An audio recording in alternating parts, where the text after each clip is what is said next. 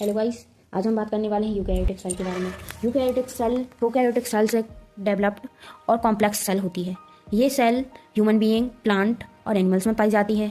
इस सेल में स्ट्रक्चर की बात की जाए तो इसके स्ट्रक्चर में सबसे पहले आती है सेल वॉल। सेल वॉल है जो प्लांट सेल में पाई जाती है। ये एनिमल सेल में एब्सेंट होती है। प्लांट सेल में ये हार्ड परमिएबल वॉल होती है जो कि सेलुलोज की बनी होती है, जो सेल को सिक्योरिटी देती है। सेल वॉल के बाद आती है सेल मेम्ब्रेन। सेल मेम्ब्रेन एक थिन और इलास्टिक मेम्ब्रेन होती है जो प्रोटीन, लिपिड और कार्बोहाइड्रेट की बनी होती है। इसके बाद आती है इसका रेस्पिरेटरी ऑर्गन जो है माइटोकॉन्ड्रिया। ये रेस्पिरेशन करता है और इसे पावर हाउस ऑफ सेल कहा जाता है। ये प्रोकैरियोटिक्स में एब्सेंट होता है। इसके बाद आता है प्लास्टिड। प्लास्टिड है जो प्लांट एल्गी में पाया जाता है, जो कि फूड को स्टॉक करता है और उसे बनाता भी है।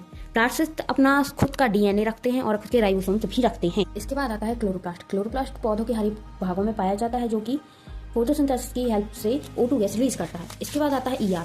ER एक मैट्रिक्स में पाया जाने वाला एक झिल्लीय तंत्र होता है। यह प्रोटीन और वसा का निर्माण करता है। यह ग्लूकोज और ग्लाइकोजन का भी निर्माण करता है। इसके बाद आती है गोल्गी बॉडी। गोल्गी बॉडी होती है जो आरबीसी में एब्सेंट होती है और ये ER से उत्पन्न होती है।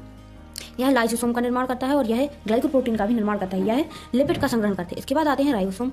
राइबोसोम है जो राइबो न्यूक्लियर प्रोटीन से बना एक सबसे छोटा और एक अत्यधिक मात्रा में पाया जाने वाला कोशिकांग है जो प्रोटीन का निर्माण करता है और उसे प्रोटीन की फैक्ट्री कहा जाता है। इसके बाद आता है लाइसोसोम। लाइसोसोम एक पाचक एंजाइम से भरा हुआ कोशिकांग होता है जिसे आत्महत्या की थैली कहा जाता है। यह मृत कोशिकाओं को पाचन करता है। इसके बाद आता है सेंट्रियोल। सेंट्रियोल है जो वो सेल डिवीजन को प्रेरित करता है और सेल डिवीजन के टाइम स्पिंडल के निर्माण में सहायक होता है। इसके बाद आती है सीलिया या फ्लैजिला।